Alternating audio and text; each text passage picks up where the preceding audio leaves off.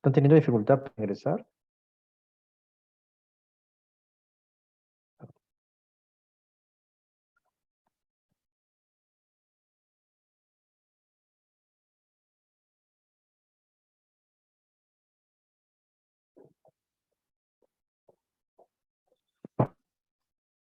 Por favor, me avisan, si hay alguna dificultad. Bien, ¿me escuchan bien, sí? Sí, doctor. Ok. Bien, entonces el día de hoy vamos a ver lo que es psicopatología del sueño y tendencias instintivas. Dentro de lo que llamamos eh, evaluación de los procesos mentales, ¿ya? Se encuentra un elemento que está relacionado a las funciones instintivas, ¿ya? Y aquí pues está ubicado lo que es el sueño, el hambre, ¿ya? La necesidad de eliminación, la necesidad de protección o autoprotección física y también la parte de la sexualidad, ¿no? La parte de la sexualidad, eso lo vamos a revisar en otro, en otra clase, ¿ya? Con detenimiento. Bien. Los objetivos de esta clase, a ver, un poquito, aquí estoy colocando para que ingresen los compañeros.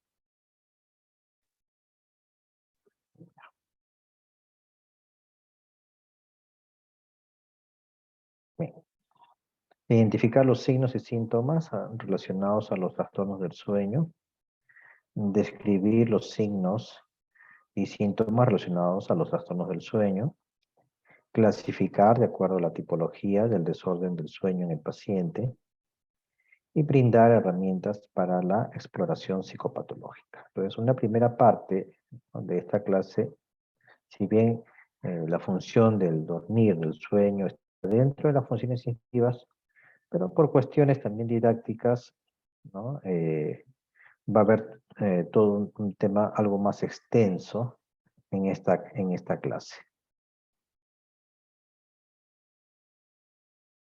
Bien. Primero vamos a tocar algunos puntos que son las generalidades, ¿ya? Y de ahí nos pasaremos a buscar ya específicamente, describir los desórdenes cuantitativos del sueño, asimismo los cualitativos, y cómo podemos explorar, ¿ya? Si es que existe algún tipo de alteración.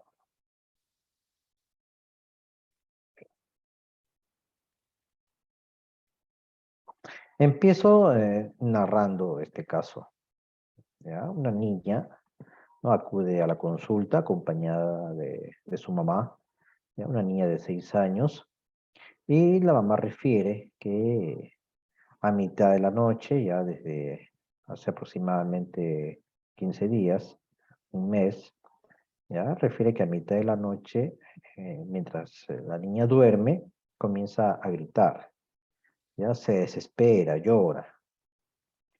La mamá la ve con los ojos abiertos, ¿no? La niña está con los ojos abiertos y no se calma con nada.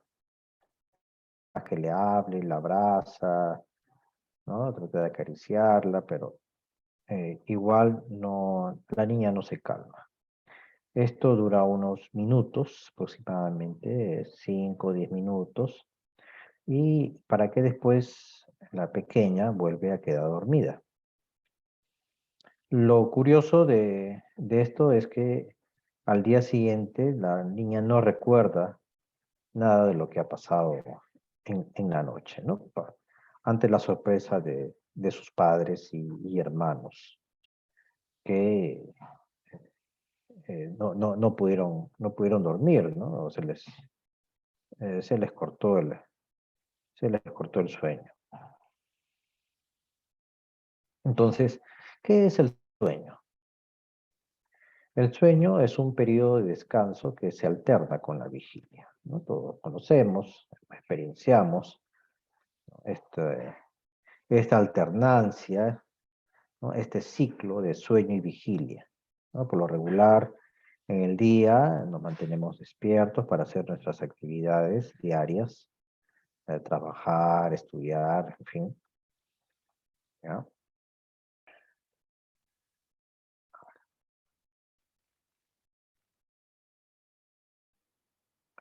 Y en la noche, pues, es un periodo en el cual nos colocamos a descansar, ¿ya? Eso es lo regular.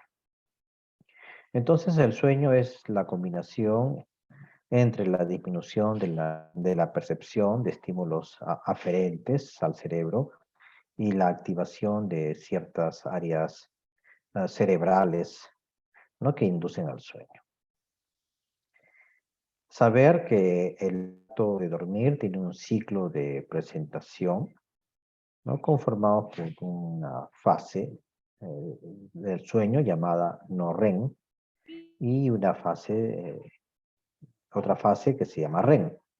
Esto es por sus siglas en inglés, ¿no? Rapid Eye Movies, ¿no? Movimiento rápido de los ojos. Estas son las siglas en inglés. Y la fase del sueño no REM, pues, se divide en 4, cuales se colocan, pues, propiamente la numeración 1, 2, 3, 4, ¿no? Como ven acá en el dibujito, ¿ya? La fase, ¿no? O el ciclo, ¿no? No REM, las 4 fases, en la que la 1 y la 2, pues, es el sueño ligero, y la 3 y la 4 ya vendría a ser el sueño profundo, más difícil que las personas se despierten, ¿ya? Y la fase 5, propiamente, sería la del sueño REM, ¿ya? Una vez que se inicia, ¿no? Este ciclo, ¿no? Después del sueño REM, retorna, pero ya se inicia en la fase 2 del sueño no REM, ¿no? Para reiniciar otra vez todo el ciclo, ¿no? Todo el ciclo, ¿ya? Se ha calculado que la duración de cada ciclo es de aproximadamente 90 minutos, ¿no? Y en el adulto, ¿no? Si un adulto tiene un sueño de 8 horas, quiere decir que aproximadamente, pues, se pueden presentar entre 4 a 6 ciclos en total, ¿no? Entre el sueño no REM y el sueño REM.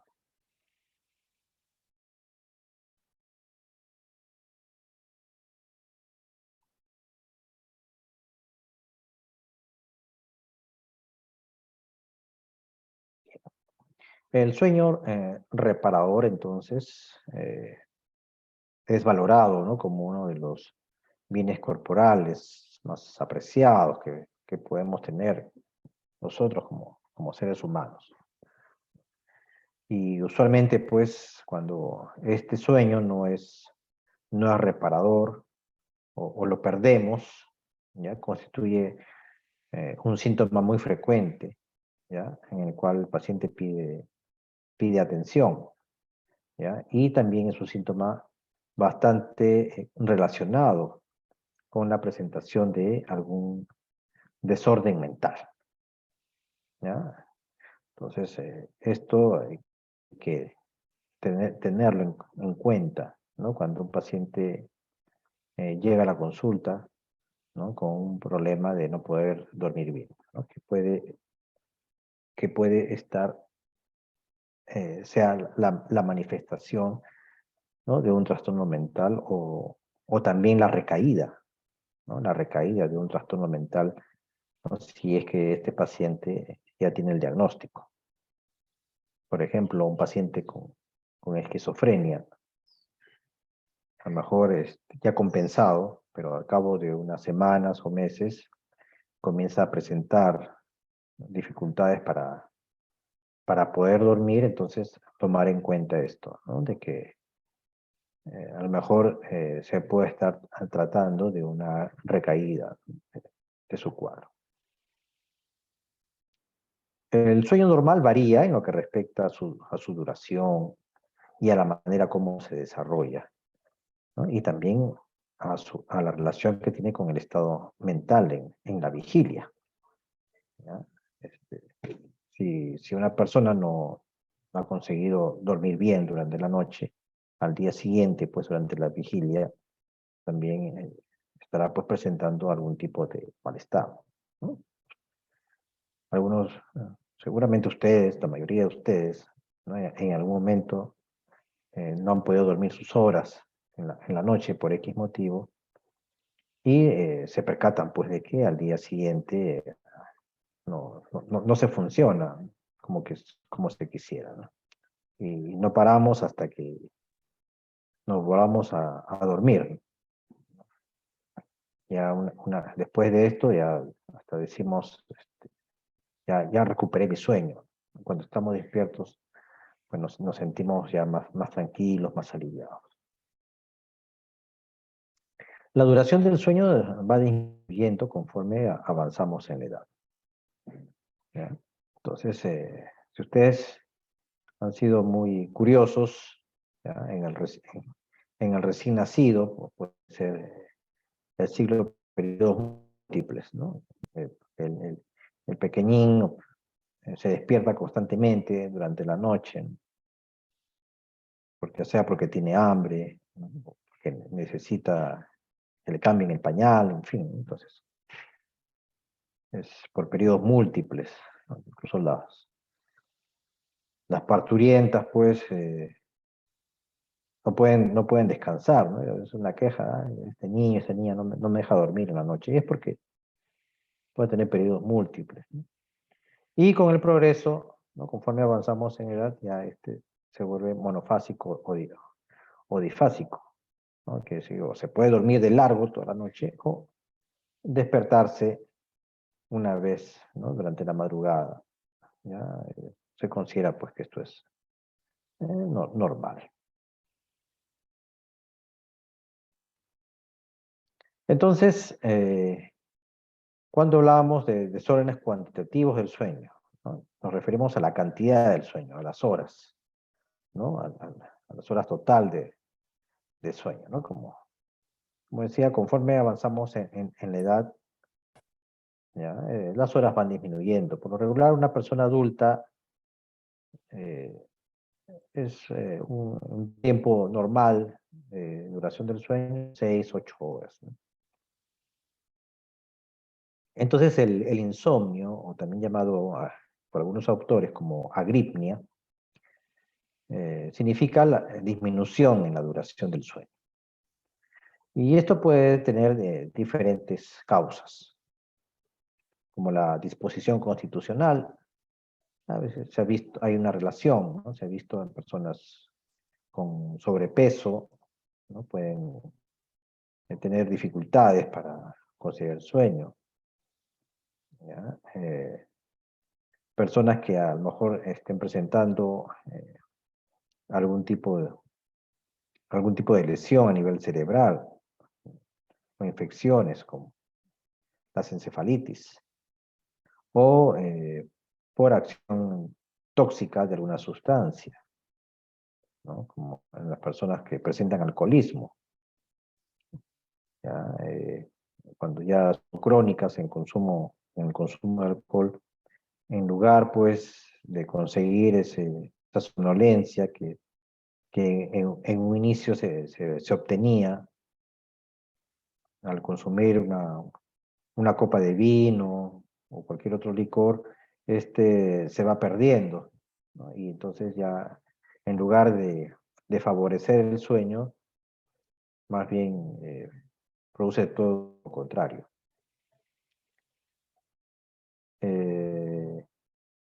Los trastornos psicóticos como la esquizofrenia, el trastorno bipolar, ¿ya? En algunas condiciones en que ya se presenta un deterioro cognitivo, como la demencia, también puede manifestarse con insomnio, ¿no? O acompañarse con insomnio. Y como les decía al inicio de la presentación, puede ser, digamos, una alerta, ¿no? De que el paciente pueda estar presentando alguna reagudización de su sintomatología, ¿ya? Por ejemplo, un paciente con demencia que comienza a presentar insomnio de la noche a la mañana, ¿no? Cuando previamente sí dormía bien y de repente comienza a no dormir, ¿no? Es una alerta de que a lo mejor se está complicando con un cuadro de delirium, ¿no? Y esto pues puede estarse instalando algún tipo de infección, ¿no? Lo más frecuente, una infección respiratoria, una infección urinaria, la cual tendríamos que actuar prontamente, ¿no? Antes que se complique estos cuadros. También por enfermedades extracerebrales, ¿ya? Infecciones, ¿no? Si tenemos una infección respiratoria, por ejemplo, muchas veces pues no nos va a dejar dormir, ¿ya? En los pacientes con hipertiroidismo también puede producir insomnio, la enfermedad de Addison, o por acción de alguna sustancia que impide conciliar el sueño. Bien sabido, pues, el consumo de café, los mates de coca, ¿no? Que son activantes y puede producir pues, insomnio, ¿no? O por acciones endógenas de algunos medicamentos, como por ejemplo la privación del uso de la morfina, ¿no? Aquellos pacientes que reciben morfina por dolores crónicos, consecuencias de enfermedades malignas, y que estas sean suspendidas bruscamente, pueden producir pues, problemas de insomnio. Y en algunos trastornos neuróticos, ¿no? Como algunos trastornos de ansiedad que impide pues, poder conciliar el sueño.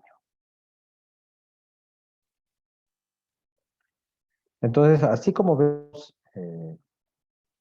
la duración, ¿no? Cómo se afecta la duración y qué patologías pueden estarse acompañando. Esto también hay que ver en dos aspectos en la duración del sueño, ¿no? Que es la dificultad para conciliarlo, el sueño entrecortado o el despertar precoz o temprano, ¿ya? ¿Esto qué quiere decir, no? Cuando hablo de dificultad para conciliarlo, el momento en que la persona se acuesta y no puede iniciar el sueño, pasan 2, 3, 4 horas y recién se quedan dormidos. Eso produce incomodidad al paciente.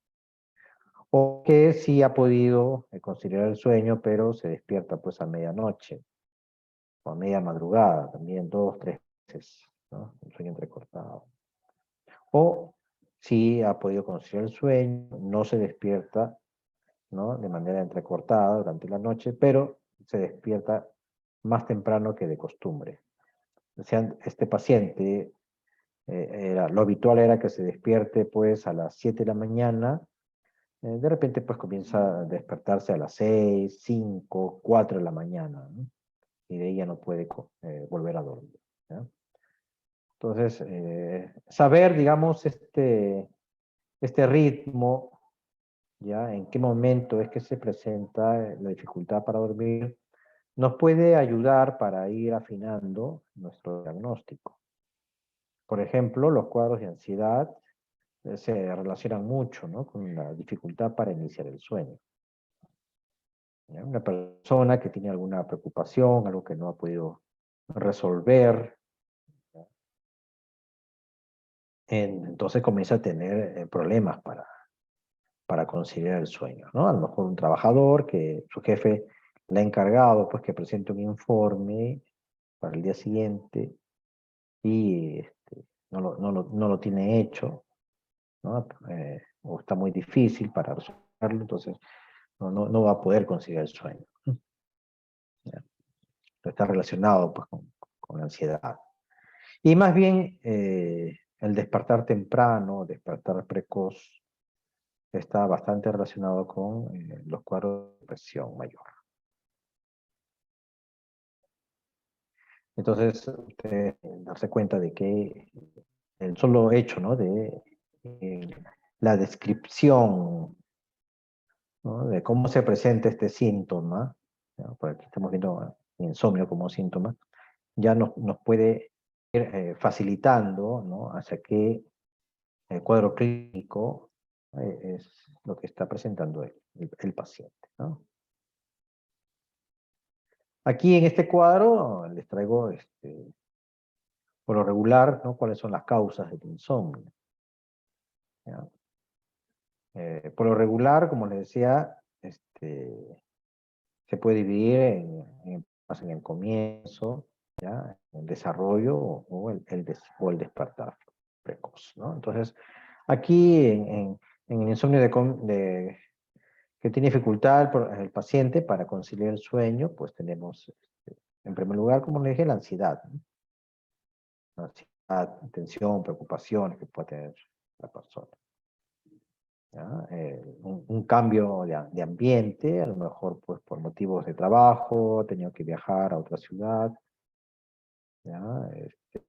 No, no está pues acostumbrado pues a dormir en otro sitio que no sea su habitación, su cama, ¿no? Muchas personas ya están cómodas en su propia cama, que ya, así lo dicen, ¿no? Ya, doctor, ya mi colchón tiene mi forma, tiene mi forma. Entonces, por algún motivo que tenga que dormir en otro sitio, no puede conciliar el sueño, ¿no? Por supuesto, estas son situaciones que no necesariamente traducen pues un trastorno mental, ¿no? El miedo, fobia o fobia al insomnio, ¿no? Esto relacionado también pues con cuadros de ansiedad, que las personas pues dicen tener miedo de no despertar, ¿no? Si se quedan dormidos, ¿no? Tienen ese miedo, ¿ya? Fobia al sueño también, ¿no? La fobia al sueño. Esta es la fobia al sueño, por lo que he dicho, ¿no? Miedo al insomnio, que personas que ya han pasado, perdón, y me rectifico, ¿no?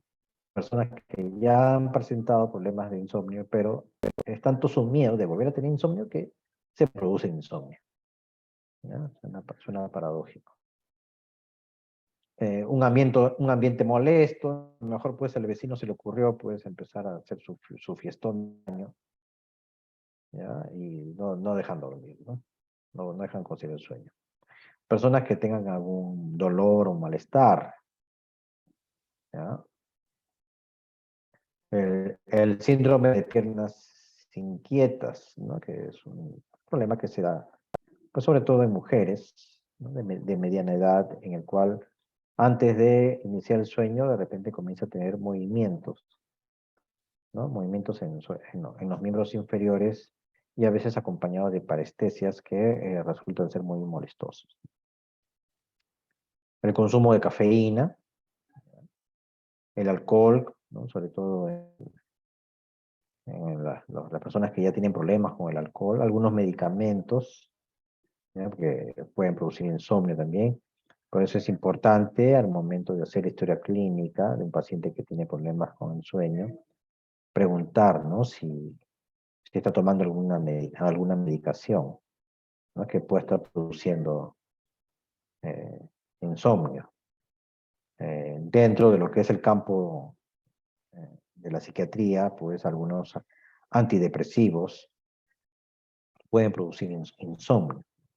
Por eso su recomendación más bien de indicarlo en horas de la mañana para evitar esta molestia, ¿ya? La abstinencia a algunas drogas, ¿ya? Por ejemplo, pues a la cocaína, ¿no?, que cuando está en un síndrome de abstinencia, pues el paciente no puede dormir. El famoso jet lag, ¿no?, que es lo que ocurre cuando hay un cambio de horario, ¿no?, porque la persona pues ha viajado fuera de esta latitud, ¿no? A veces hay un cambio pues, de horario de 6, 7, 8 horas, 12 horas, entonces se ve involucrado pues el ritmo circadiano y va a demorar a veces hasta 6 días, ¿no? Para poderse adaptar al nuevo cambio horario. Cambios del turno, del trabajo, ¿no? Persona que trabaja de día, de repente, pues, por alguna política de la empresa, que comience a trabajar solamente de noche, ¿no? O viceversa también, ¿no? Personas que ya trabajaban de noche y los pasan al día, les es difícil dormir, ¿no? En la noche. Fase de sueño retrasada, pues, por alguna condición en particular, algún viaje también que se haya presentado. ¿Ya? La caticia, que es una condición médica secundaria, pues, a un efecto secundario, sobre todo con los antipsicóticos. Lo vemos con frecuencia en psiquiatría, ¿ya? Cuando utilizamos antipsicóticos de primera generación, como efecto secundario, se produce, ¿no? Esta condición llamada acaticia, en cual la persona está inquieta, ¿no? Constantemente, no puede estar, no puede estar quieto en un solo sitio. Es una sensación subjetiva, imperiosa, ¿no? En el cual tiene que estar en constante movimiento. Si está sentado, tiene que estar parado, caminando. Si está parado, quiere sentarse, no puede, y así está, ¿no? Entonces, esta condición también produce insomnio. En insomnio en el transcurso del sueño, bueno, aquí está la depresión, que es mucho más característico, ¿no? Despertarse más bien en la madrugada, ¿no? El despertar precoz. También el cambio ambiental, ¿ya? Puede producir eso, ¿no? El cambio horario. El apnea del sueño, la mioclonía nocturna, ¿no? Son movimientos musculares, muchas veces dolorosos. Factores en la dieta, ¿no? La ingesta, pues, de demasiados carbohidratos en la noche, ¿no? Una comida muy copiosa en la noche también puede producir, pues, dificultades para dormir, ¿no? Las parasomnias, es decir, la presencia, pues, alteraciones tipo pesadillas, ¿no? También pueden producir insomnio a la larga, ¿no? Algunos fármacos también, como los antidepresivos, que ya dije, ¿no? Que pueden presentar tanto problemas para el inicio como el despertar precoz. El alcohol también se ha visto, ¿no? A veces logran conciliar el sueño algunas personas con una copita de una bebida alcohólica, ¿no? Pero esto no es mantenida en el tiempo y terminan despertando tempranamente, ¿no? De manera temprana, mejor. Por interacciones medicamentosas, ¿no? Parece pues, importante saber la historia farmacológica del paciente en la cual puedan haber interacciones y que produzcan pues, alteraciones del sueño, ¿no? Abstinencia de drogas también, ¿ya? Interrupción del sueño por cualquier motivo, ¿ya? Sobre todo ambientales. Igual el dolor o malestar puede producir un despertar precoz, enfermedades, la edad avanzada, debido a que disminuye pues las horas de sueño, pero a veces ya es tan severo que si bien un anciano que corresponde pues que duerma unas 6 horas, pero de repente ya duerme solo 4 o 3 horas, ¿no? Se despierta también en la madrugada, ¿no? Una fase de sueño adelantada también, ¿ya? Por alteración del ritmo circadiano. El otro lado de la moneda sería de la hipersomnia o letargia, ¿no? El otro lado de la moneda dentro de los trastornos cuantitativos, ¿ya? Entonces, aquí es el aumento, ¿no? Del tiempo diario del sueño que puede presentarse de modo continuo o en forma de crisis también. ¿Ya? Tenemos la enfermedad del sueño propiamente dicha, y el paciente pues se queda sueño constantemente, ¿ya? O acaso pues de infecciones como las encefalitis, problemas de hemorragia cerebral, ¿no? Los ACVs hemorrágicos. A veces la única manifestación que se tiene es que el paciente comienza pues a quedarse dormido, ¿no? A cualquier hora del día. Entonces tener en cuenta esto, sobre todo en las personas de la tercera edad, ¿no? Comienzan con tendencia al sueño. También las intoxicaciones con narcóticos, alcohol, infecciones, pero infecciones extracerebrales acá, ¿no? A lo mejor una infección urinaria en un paciente anciano, entonces comienza a haber una hipersomnia. Problemas endocrinológicos a nivel de hipófisis, tiroides también. Y los cuadros de histeria o disociativos, ¿ya? Ante una situación eh, que impresiona a la persona, ¿no? Y con características personales, una manera de disociarse, pues es eh, un aumento pues en el sueño, ¿no?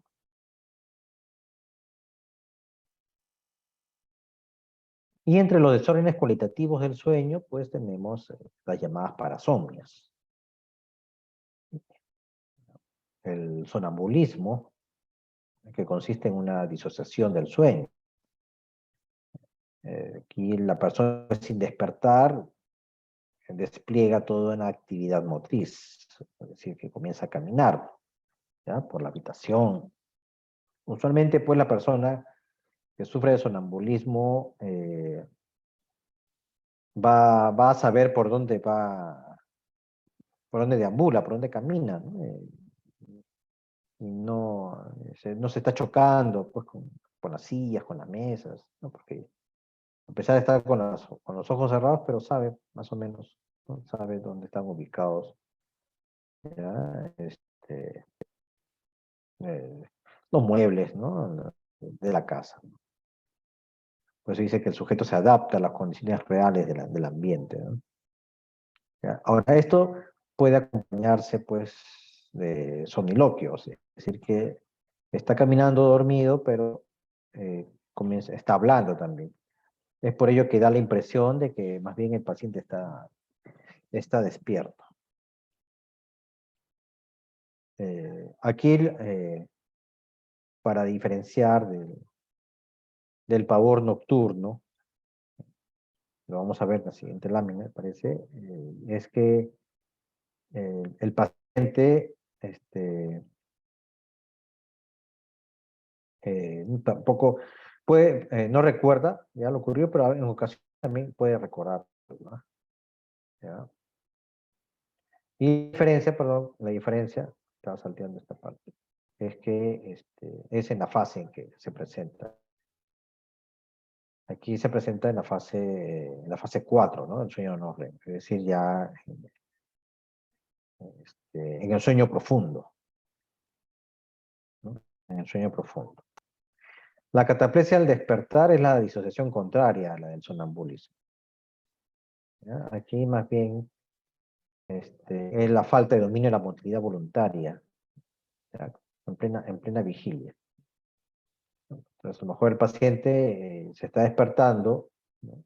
Ya está despierto y no puede moverse, ¿ya? La sensación de que como algo le impide, ¿no? Le impide moverse, ¿no? Eso también puede ocurrir, ¿no? En situaciones normales, solamente que no va a ser pues con una frecuencia como para que constituya un malestar en el cual vaya a un médico, ¿no? En que la persona está ahí en su cama, está despierto, despertando, más está despierto, pero tiene la sensación, ¿no? De que no puede moverse, está ahí, que como que algo lo agarra, no puede, ¿no? Esa es la cataplesia del despertar. La narcolepsia, ¿ya? Que son las crisis del sueño, ¿no? O enfermedad del sueño. Aquí A ver, Kelly Alarcón se levantó la mano. Sí, Kelly. Doctor, una consulta. Cuando se refiere a cataplexia del despertar, también se podría incluir a lo que se conoce como, se me acaba de ir el nombre, sueños, ay, se me fue el término.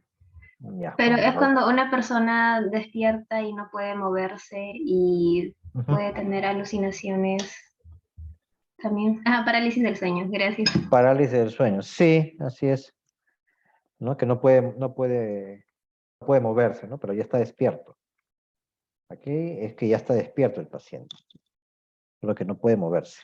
Se da cuenta y está que quiere, no puede, pero tiene conciencia. Para un ratito voy a cargar mi laptop, la batería se va a acabar.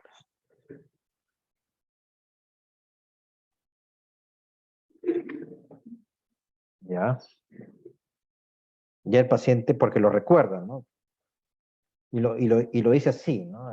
Pero creo que tenía una pesadilla. La pesadilla consistía en que sentía que no podía moverme, pero en realidad ya estaba despierto.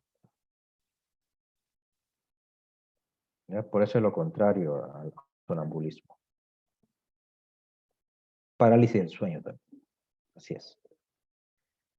En la narcolepsia, entonces, casi siempre comienzan y terminan de manera súbita, ¿no? Son estas crisis. De un momento a otro, ¿ya? Sin causa aparente, ¿ya? El paciente se queda dormido, pues esté donde esté. A lo mejor está en una reunión de trabajo y se queda dormido. Se ha visto que puede haber una relación con alguna situación emocional, ¿ya? Preocupaciones, cosas no resueltas. ¿Ya? Acá también en la narcolepsia puede presentarse la cataplexia, ¿no? O sea, la capacidad para moverse, ¿no? O catalepsia, que es más bien una inmovilidad, pero aquí más bien la musculatura está rígida, ¿no? En la narcolepsia la persona no pierde la conciencia de la realidad, ya que después puede referir lo ocurrido durante el mismo. Acá se presenta en la fase del sueño REM.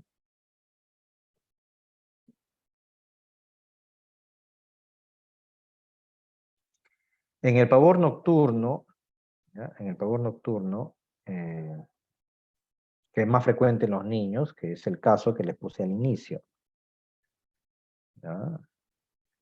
Aquí, pues, el niño, de manera súbita, ¿ya? Con fases de espanto, y está con los ojos abiertos, comienza a gritar, ¿no? A, a- a respirar de manera rápida, ¿no? Es decir, hay disnea. Aquí a veces el pequeño pues se conduce como alucinado, ¿no? Como que si estuviera viendo cosas, ¿ya? Desconoce la situación, incluso hasta se puede tirar de la cama. Esto dura unos minutos, 5 o 10 minutos aproximadamente, y una vez que pasa la crisis, ¿no? Que ocurre sin llegar a despertarse, o sea, termina la crisis y el pequeño o la pequeña sigue durmiendo, ¿ya? Y un sueño, se le aprecia pues un sueño tranquilo, y a la mañana siguiente pues la persona nada recuerda, ¿no? O solo tiene vagas reminiscencias, ¿no? Esto lo diferencia pues bastante de las pesadillas, que la persona puede recordar más bien las pesadillas, ¿ya? Eh, si ustedes han tenido pesadillas, aunque después lo olvidan, ¿no? Ya conforme pasan las horas, ya el recuerdo de la pesadilla como que se hace más vago. En el pavor nocturno, en realidad el niño o la niña no recuerda nada, ¿no? De lo que ha pasado. También se presentan en la fase 3 y 4 del sueño no REM, ¿no? O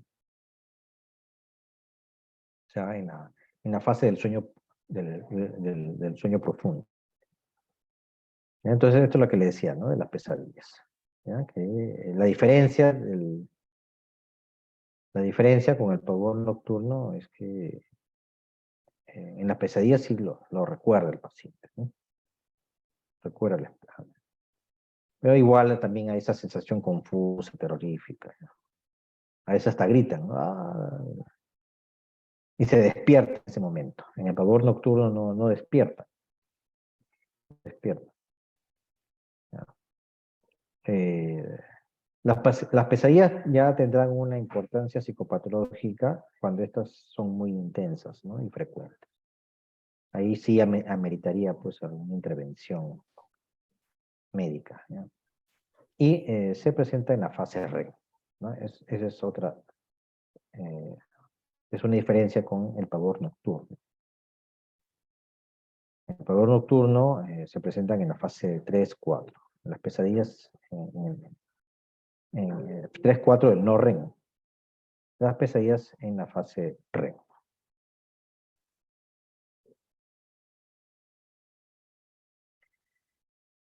Bueno, estamos terminando, ¿no? Al parecer una etapa de pandemia, ¿no? Del año 2020, que se inició y se pudieron observar, pues, que algunas personas, sobre todo, pues, antes que saliera la vacuna y que pasaron, pues, por la fase más crítica de la pandemia, contagiándose, es que una vez que salían, ¿no? Del cuadro del COVID,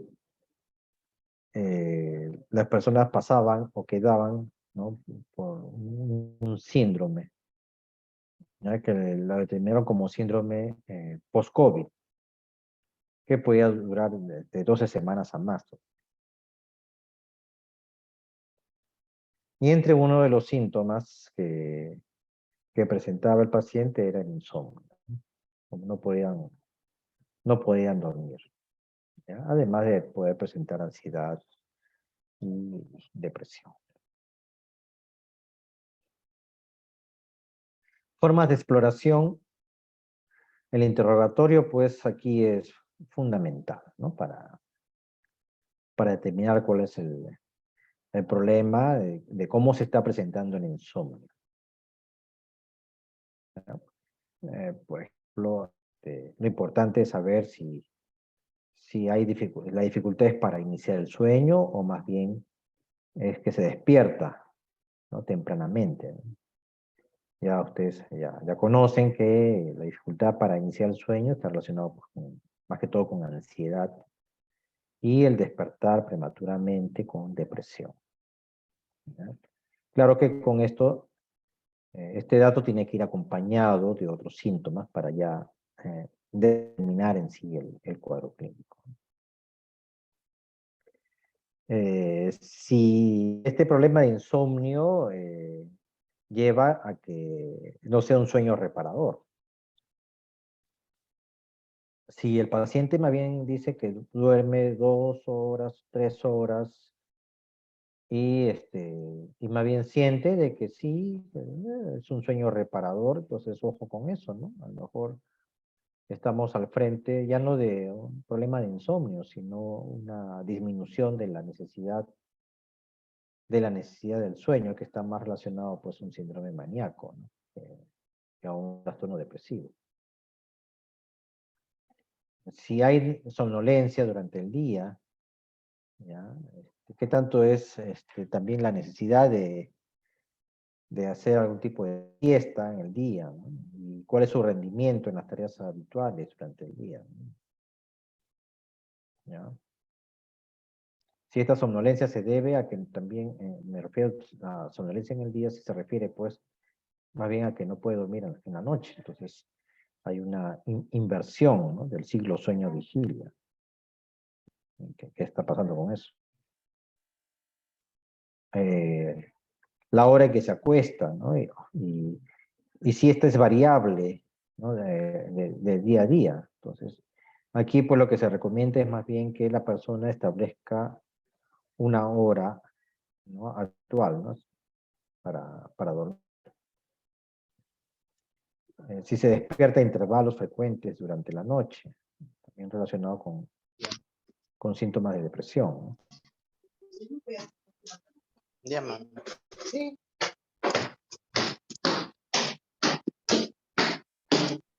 ver, hay un micrófono ahí. Horas en que está en la cama, ¿no? Si está realizando alguna otra actividad, ¿ya? Puede ser que se esté perdiendo pues el,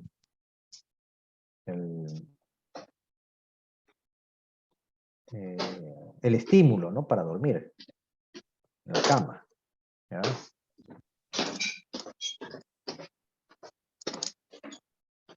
A ver. Hay un ruidito ahí.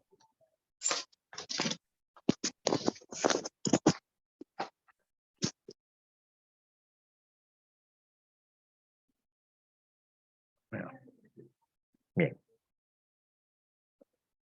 Entonces, las personas que paran todo el día en la cama, ¿no? Haciendo otras actividades, ¿ya? A lo mejor pues están haciendo tareas, viendo la clase, ¿no? De la cama. Entonces, se pierde el estímulo para dormir, ¿no? El estímulo que produce la cama para dormir. Entonces, llega la noche y ya no duerme. Entonces, hay que tener en consideración. Aquí, pues, la indicación es que solamente utilice la cama para dormir o para tener relaciones sexuales, claro. ¿Ya? Pero después para otra actividad no, no debe hacerlo ahí. ¿Ya? Las horas que esté en la cama en otras actividades es igual, ¿no? Perdón, esto es lo que estoy hablando. La irritabilidad durante el día, ¿ya? La fatiga física, la falta de eficiencia y la mengua de la capacidad de concentrarse,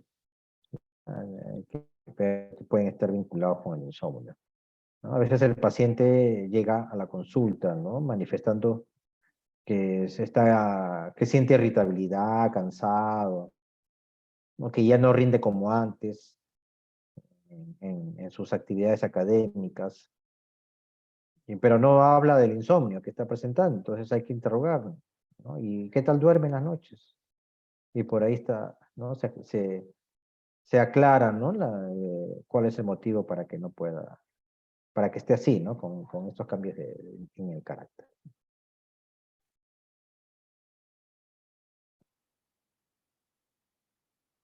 Como conclusiones, entonces, el insomnio puede ser una queja o un síntoma, ¿ya? Pero casi nunca un diagnóstico definitivo.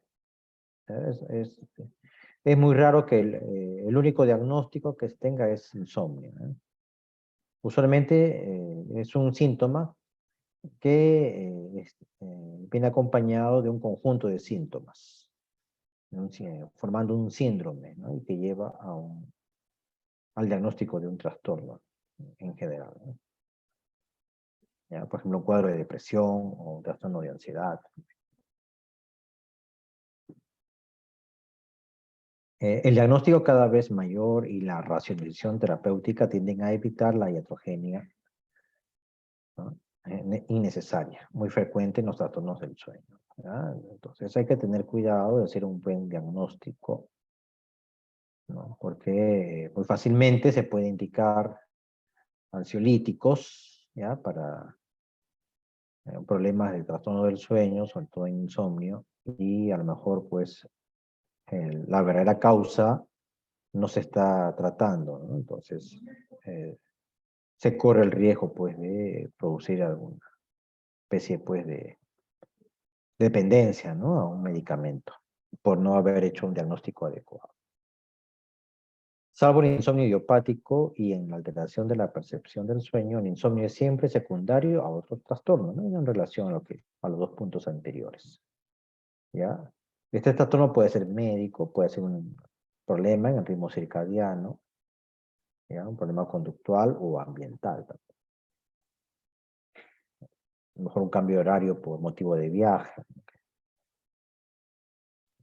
o puede que haya cambiado pues su horario en el trabajo, ¿no? Y esto pues lleva pues a que no pueda dormir adecuadamente. Las parasomnias se consideran alteraciones fisiológicas ya que ocurren con frecuencia entre las personas sanas, ¿no? Pueden ser las parasomnias, ¿no? Pesadillas, sonambulismo. Ya puede ocurrir en personas sanas. ¿Ya? Incluso el pavor nocturno, que puede ser solamente una etapa, ¿no? Un periodo temporal en la niñez y también pasa. Pero cuando son ya muy frecuentes, pueden producir un deterioro en la calidad de vida de la persona, ¿no? Entonces, es mejor estar atentos, ¿ya? Citar, ¿no? Citar al paciente, ¿no? Con cierta frecuencia para ver eh, qué tanto pues se siguen presentando estas manifestaciones, ¿no? Y que a lo mejor ya nos invita a tomar la decisión de iniciar un tratamiento con el fármaco.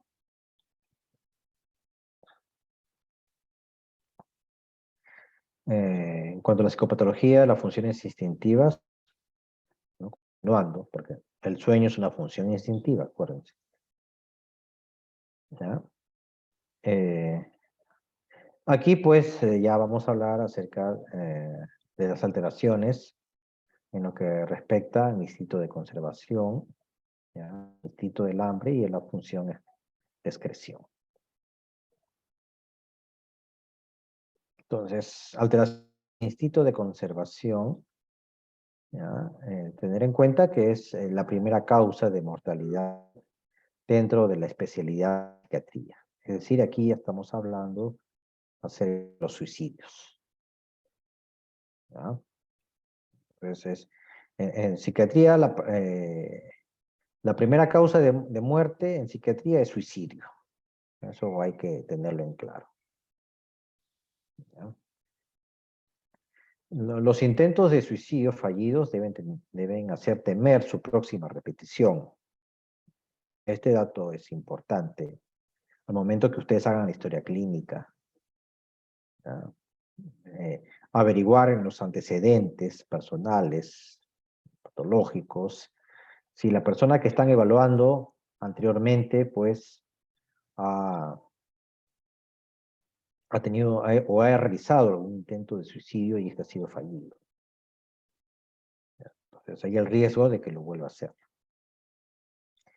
Las ideas de suicidio pueden surgir secundariamente a una idea delirante, ¿ya? Entonces, ¿esto qué quiere decir? Que no necesariamente, ¿ya? Una ideación suicida es a consecuencia de una depresión. Puede tratarse, ¿no? De una alteración a nivel del pensamiento. Por eso es que los pacientes con esquizofrenia, ¿no? Estadísticamente un 10% de pacientes con este tipo de trastorno pueden llegar a suicidarse. Y no son pacientes con depresión.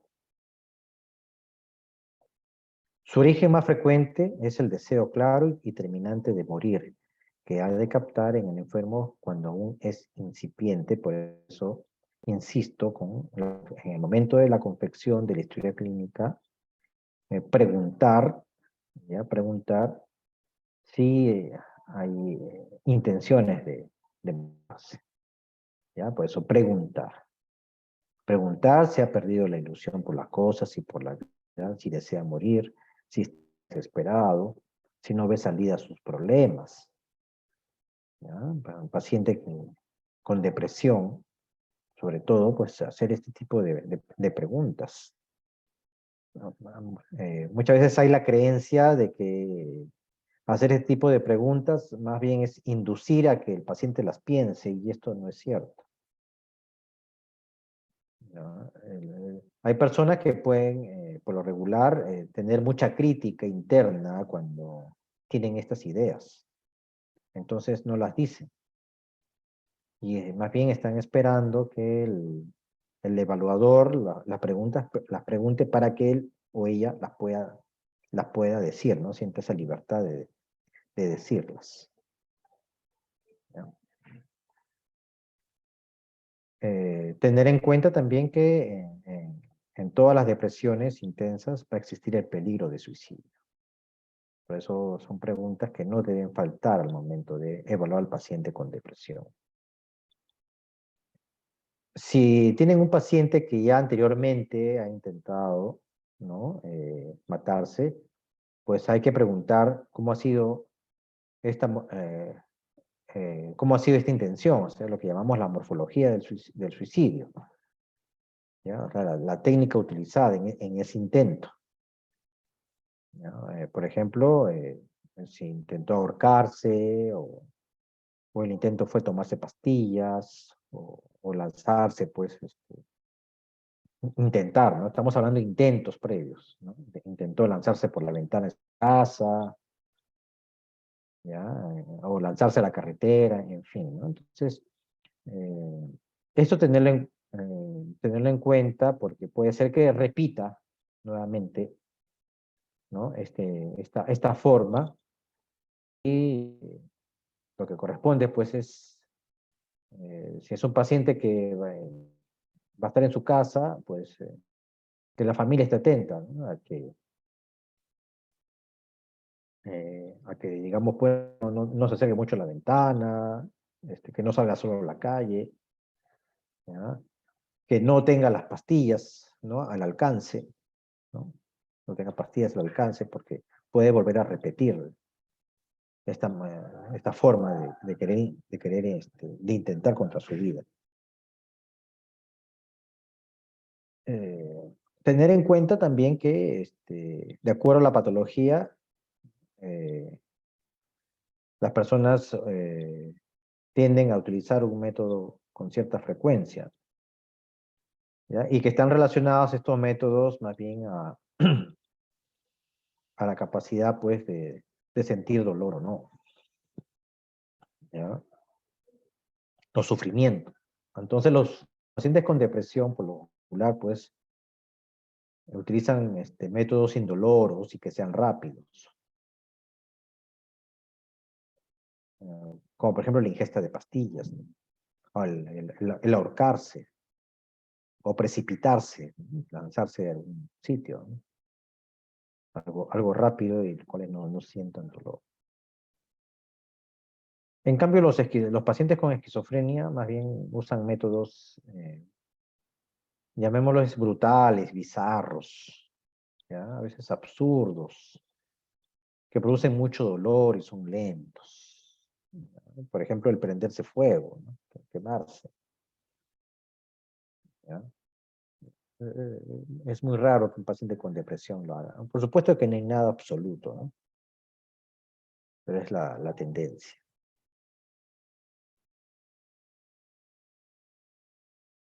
Siempre cuando evalúen esta función instintiva relacionada al suicidio, siempre tiene que anotarse en la historia clínica, ¿ya? ¿Se preguntó o no se preguntó? Si no se preguntó, ¿por qué no se preguntó? Y si se preguntó, ¿cuál fue pues, el resultado, ¿no? De esta evaluación, ¿no? Y si es un paciente que tiene todavía la ideación suicida latente, ¿no? Pues anotar en la historia clínica esto, y los cuidados que hay que tener para que no se haga daño a este paciente, sobre todo si es un paciente que está hospitalizado, ¿no? Vigilancia, tal vez dejar un medicamento en horario para que esté el mayor tiempo posible pues sedado, y así evitar que esta persona se haga daño, ¿no?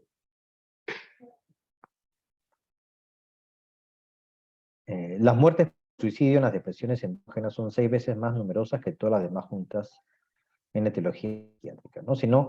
Si bien, perdón, en psiquiatría, ¿no? La causa de muerte, ¿no? La mayor causa de muerte es por suicidio, pues de todas estas, la mayoría de veces está relacionado con depresión.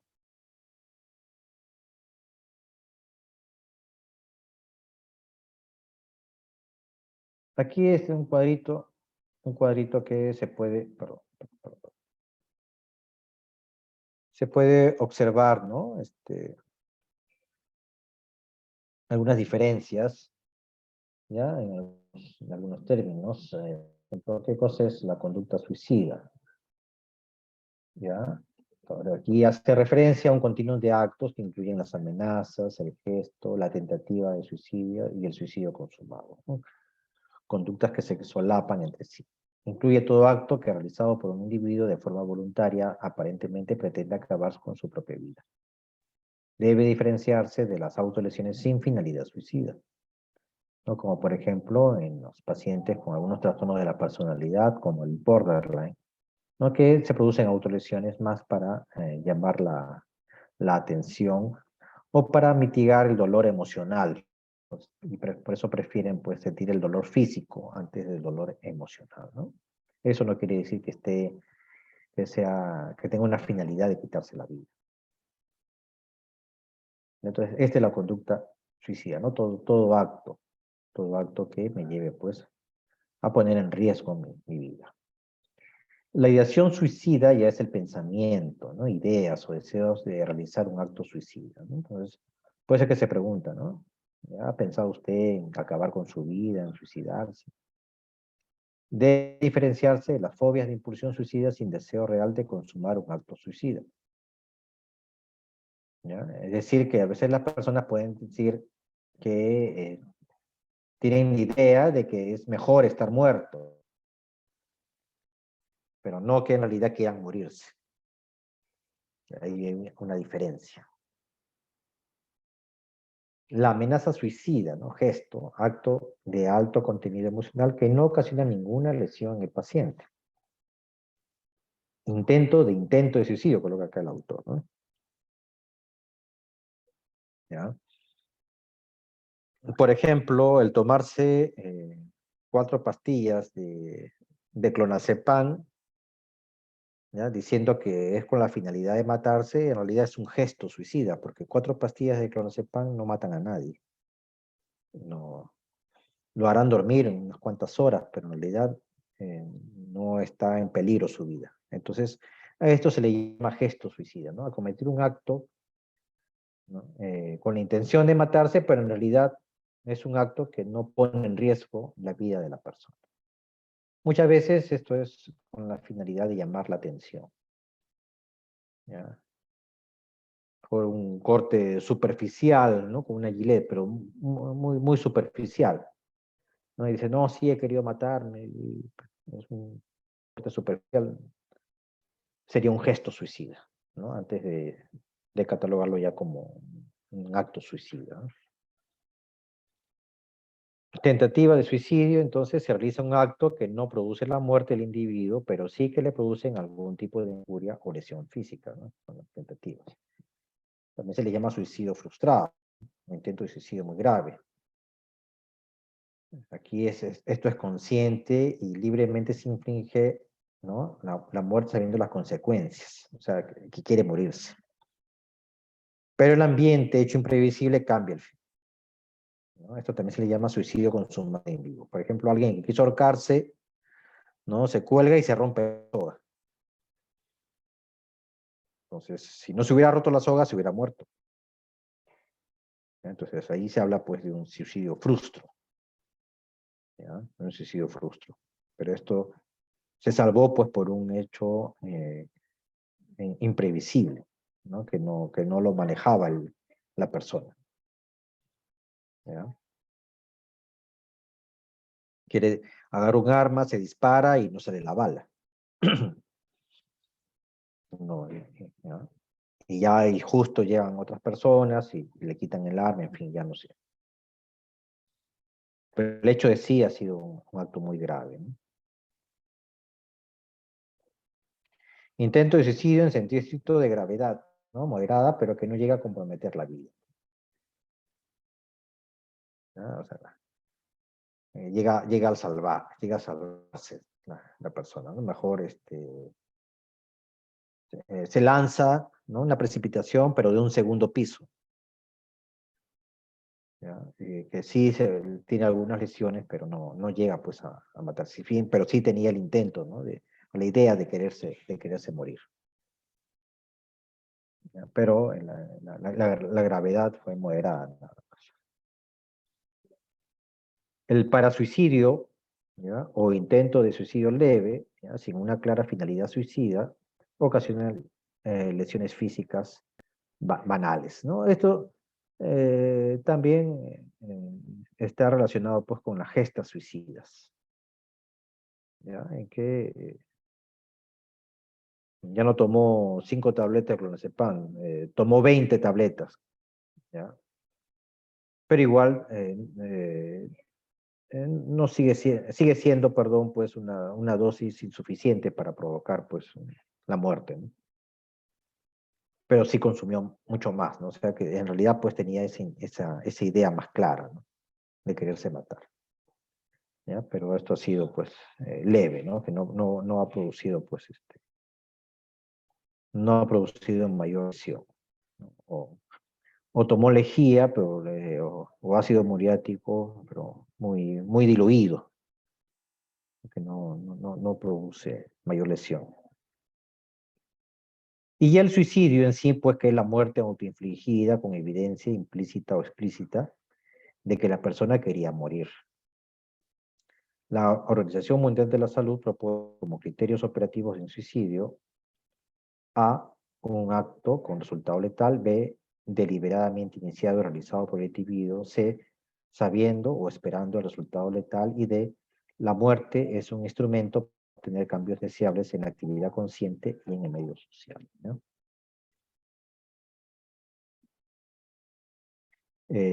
Aquí también es importante, ¿no? Preguntar, ¿no? En la historia clínica, o anotar en la historia clínica al paciente, si tiene familiares, parientes cercanos que sí se hayan suicidado, ¿no? ¿Ya? Entonces, hay un riesgo, ¿no? Hay un riesgo de que que el paciente que haya tenido intento de suicidio y un familiar muy cercano que se haya suicidado, de que sí tenga éxito, ¿no? En cometer el suicidio.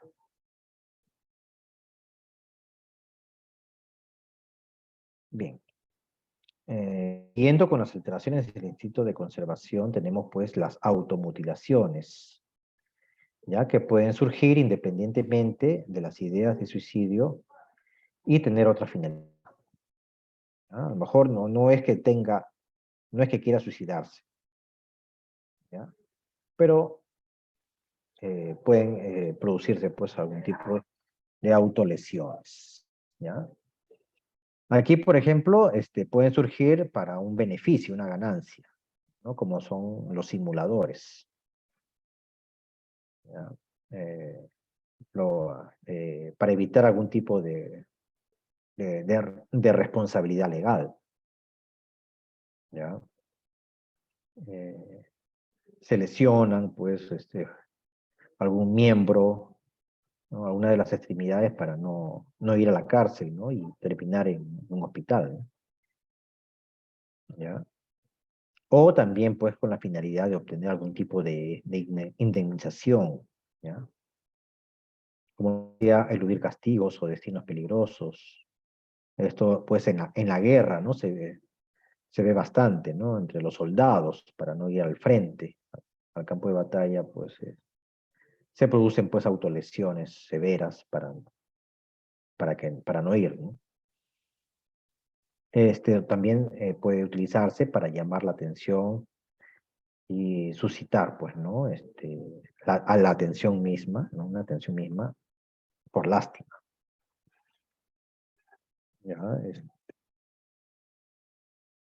Esto puede ser también de manera no consciente, ¿no? Como en los casos de histeria o algunos trastornos disociativos. Una pareja, por ejemplo, que tienen dificultades, ¿ya? En la relación, y en lugar, pues, de solucionar, más bien uno de ellos de manera no consciente comienza, pues, a producirse lesiones, ¿no? Caídas, cortes, en fin, ¿no? Para llamar la atención de la pareja, ¿no?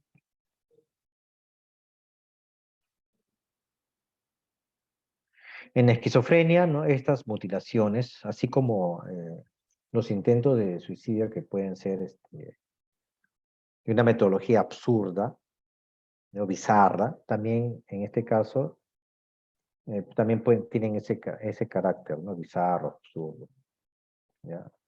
Incluso lo puede realizar con frialdad, ¿no? indiferencia. Eso es lo que se llama asimbolia para el dolor. De repente se producen cortes, quemaduras, ¿no? Sin ningún motivo, ¿no? Solamente porque dentro pues, de su pensamiento desorganizado, ¿ya? Se producen este tipo de lesiones o autolesiones.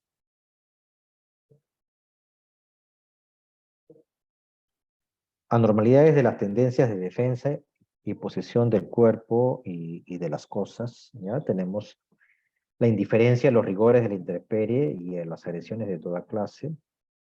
¿Ya? Esto pues, ustedes lo pueden ver, ¿no? Por ejemplo, en las calles, estos pacientes que están abandonados, ¿no? Ya sean pacientes con esquizofrenia, con retardo mental, que están abandonados por las calles y caminan pues desnudos, ¿no?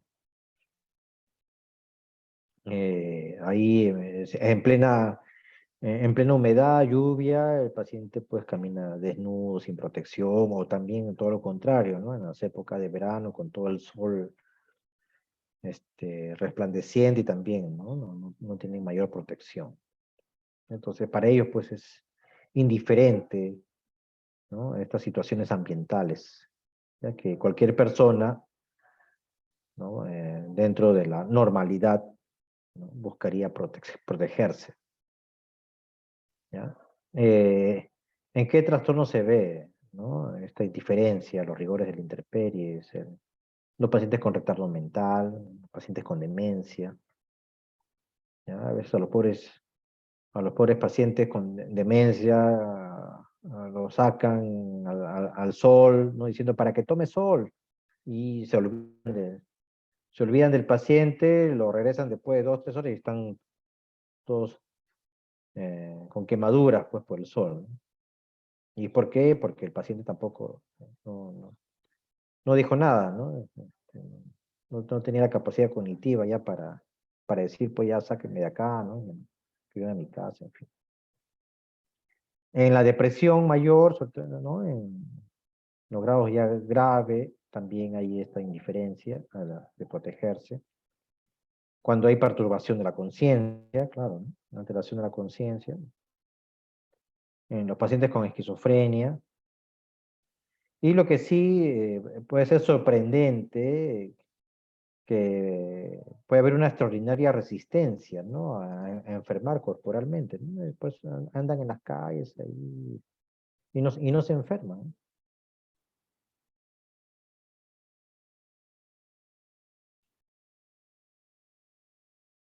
Lo otro es la propensión de lesionar el propio cuerpo, se muestra como una tendencia infantil exagerada, ¿ya? Y esto se ve en los pacientes con retardo mental y en algunos sujetos pues con personalidades anormales, ¿ya? ¿Cómo se manifiesta esta propensión a lesionar su propio cuerpo? ¿No? Sobre todo de manera no consciente, ¿ah? Es, por ejemplo, el comerse las uñas, ¿no? Y arrancarse los pellejitos ahí de la piel, ¿no? Alrededor de las uñas. Hurgarse las fosas nasales, ¿no? Muchas veces hasta sacarse hacer sangre, ¿no? Rascarse también, ¿no? Hasta sacarse sangre. Otros motivos, ¿no? En el cual las personas pueden lesionar su propio cuerpo de manera inconsciente, ¿no? Ante un deseo de autocastigo, ¿no? Están tocando un tema en el cual esa persona tiene mucha autocrítica y de manera inconsciente de repente comienzan pues a incrustarse las uñas, a pellizcarse, ¿ya? Pero también se puede producir sin motivo alguno, ¿no? Que el paciente lo justifica de una manera torpe e insegura, como en los pacientes con psicosis, ¿no? De repente ustedes lo ven y están que se arañan. ¿Y por qué te arañan? No sé, no da una explicación clara, ¿no? Anormalidad es la tendencia de defensa y posesión del cuerpo y de las cosas, ¿ya? Aquí tenemos el desapego y la aversión a ciertos objetos de uso personal o simplemente de valor, ¿ya? Se observa en esquizofrenia y en los cuadros de manía, ¿ya? Es decir, la persona de repente comienza a regalar sus cosas, comienza a regalar sus cosas para cosas de familia, ¿no? Que tienen algún valor sentimental, ¿no? El paciente pues lo regala nada más, ¿no? Sin importar. Hay ese desapego, ¿no? Ya extremo. Pero también puede ocurrir todo lo contrario, ¿no? Que verifica más bien un espíritu de economía intensa, ¿no? Que es el afán de guardar y coleccionar objetos, incluso que pueden ser hasta inservibles. Ya, se guardan pues los famosos envases, ¿no? Que vienen cuando van a los restaurantes y dicen, no, hay que guardar los envases por si acaso, y entran a la casa y está lleno de envases, ¿no? O periódicos viejos, de años. Esto se puede observar con bastante frecuencia en la demencia, ¿ya? En la demencia. ¿Ya? Los pacientitos que salen ahí a la calle a recoger objetos, cartones, que, que en realidad no utilizan.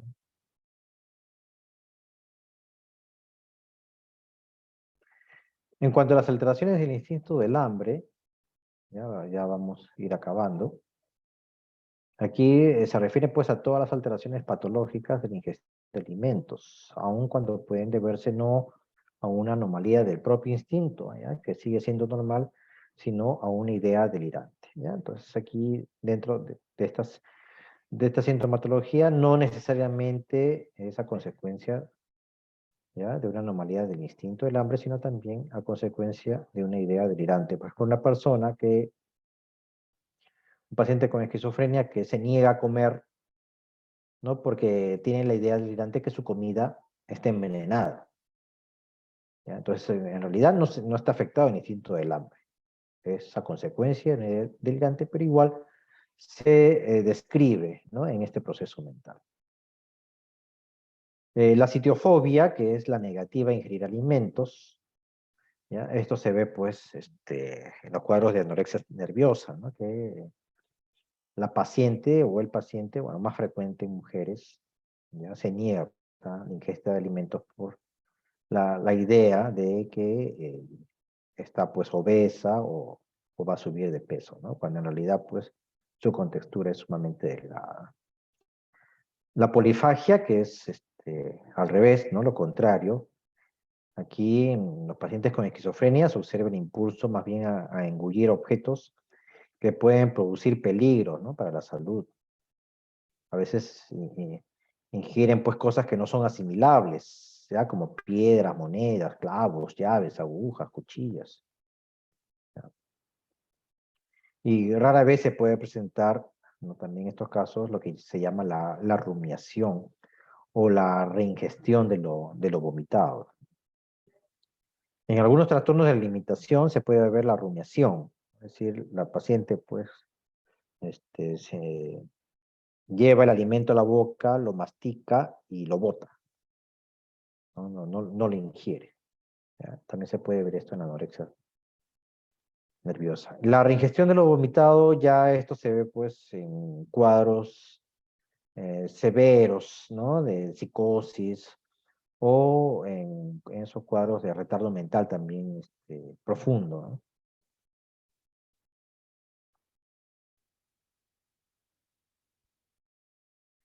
La estereotipia alimenticia, ¿ya? Aquí el deseo de no comer nada más que un determinado alimento, limitarse a un régimen absurdo, ¿no? Que también se ve en los cuadros de anorexia, ¿no? Todos los días la paciente pues lleva come un mismo plato, ¿no? Atuncito con huevito, así, todos los días, de lunes a domingo. ¿Ya? Después, como es repetitivo, se llama pues estereotipia. La coprofagia, que tendencia a ingerir sus propios excrementos, ¿no? O las de otros. Eso también se ve pues en aquellos casos de retardo mental profundo.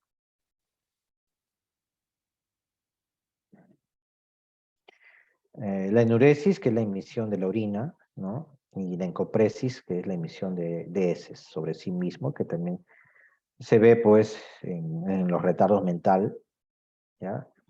en algunos cuadros psicóticos también, cuando están muy desorganizados, ¿ya? En esquizofrenia, ¿no? Pues está tan desorganizado que no se preocupa, ¿no? Por hacer sus necesidades en los lugares pues adecuados. Entonces aquí el médico debe valorar los motivos también, ¿no? Y no solamente las causas del fenómeno. ¿Ya? Por ejemplo, si es un paciente con esquizofrenia, ¿no? Y está eliminando, pues, eh, haciendo las deposiciones por cualquier lado de la casa, también averiguar, ¿no? Averiguar cuál es el motivo, ¿no? Para que lo esté realizando de esa manera. Puede ser que esté secundario, pues, a una idea delirante. ¿Ya? En la ecopresis es frecuente que el enfermo juguetee con sus inyecciones, incluso logre ingerirlas, ¿no? Esto sería la coprofagia. Y también se ve, pues, vuelvo a repetir, se ve con mayor frecuencia en el retardo mental severo.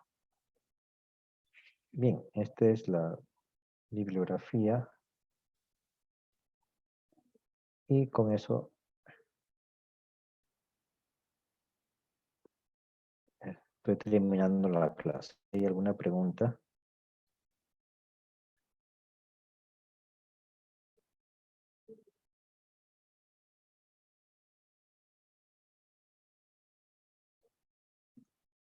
Doctor, una pregunta. Adelante. ¿Hay algún factor en específico que esté asociado o que sea causa de sonambulismo? En la ansiedad, ¿ya? El sonambulismo está muy relacionado a la ansiedad.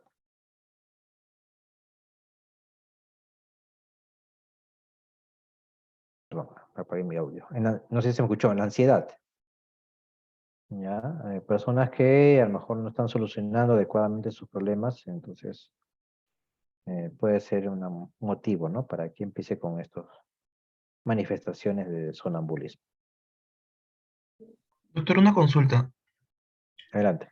En cuanto a al autodaño que se puede generar una persona, por ejemplo, en pacientes que son muy ligadas a la religión, por ejemplo, como antecedentes no pasados, como Santa Rosa de Lima, esos pacientes sí o sí tienen que tener un daño psiquiátrico de per se, o puede ser de que ese autodaño que lo tengan sea consciente. No necesariamente tiene que ser secundario, pues, a un trastorno mental, ¿no?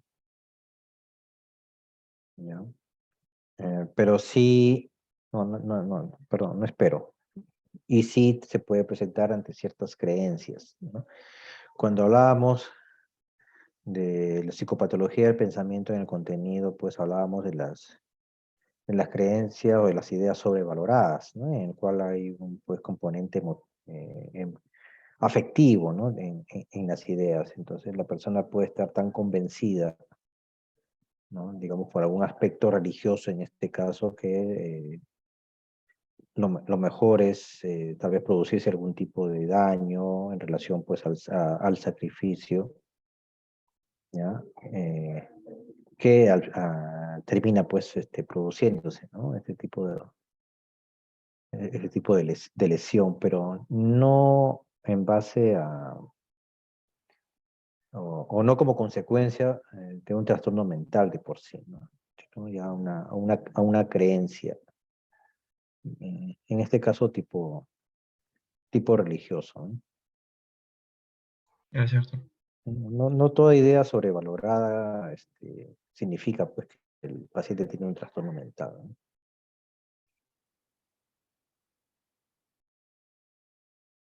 Doctor, una pregunta. Ujú. Sí, Las, adelante. las fobias de impulsión suicida que se mencionaron, ¿esas están vinculadas a algún trastorno psiquiátrico o son solamente ideas que una persona puede llegar a tener de manera sana, normal o no son sanas? Como... Mm, a veces personas, ¿no? Sin que tengan un trastorno mental, pueden tener la idea, ¿no? De cómo sería el mundo o qué pasaría si yo estoy muerto, ¿ya?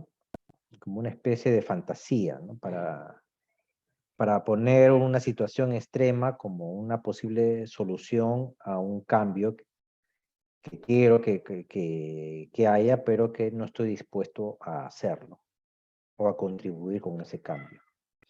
Entonces, cuando ocurre esto como una fantasía, se puede hasta considerar dentro de la normalidad cuando no progresa más allá, ni tampoco con una frecuencia establecida. Pero si ya es una idea, ¿no?, de quererse dar, ¿no?, ya y una idea sistematizada, recurrente, entonces sí ya hay que pensar que está involucrado pues un trastorno mental detrás de esto, ¿no? El más frecuente es la depresión, ¿no? Luego vienen los trastornos psicóticos como la esquizofrenia, ¿no? Un 10% de los pacientes terminan suicidándose,